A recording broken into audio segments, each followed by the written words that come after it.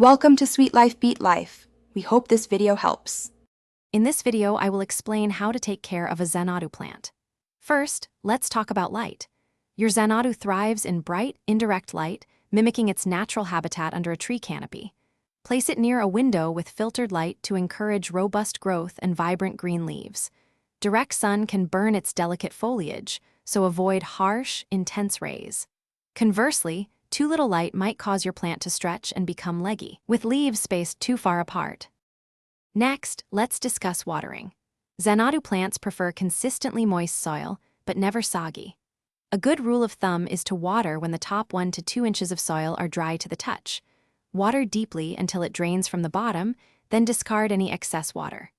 Overwatering is a common issue that can lead to root rot, so it's better to slightly underwater than overwater. Using filtered or distilled water at room temperature is also beneficial. Now, let's cover soil and humidity. Your Xanadu needs a well-draining, airy potting mix. A blend of potting soil, perlite, and orchid bark works wonderfully to ensure proper drainage and aeration for the roots. These tropical plants also appreciate higher humidity levels, ideally between 50 and 70%. You can boost humidity by placing a small humidifier nearby or using a pebble tray filled with water beneath the pot. Avoid misting, as it can encourage fungal issues.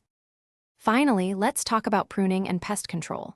Pruning is minimal for Xanadu plants. Simply remove any dead, yellowing, or damaged leaves to keep your plant tidy and encourage fresh growth. Always use clean, sharp shears for precise cuts. Keep a watchful eye for common houseplant pests such as spider mites, mealybugs, and aphids. Early detection is key.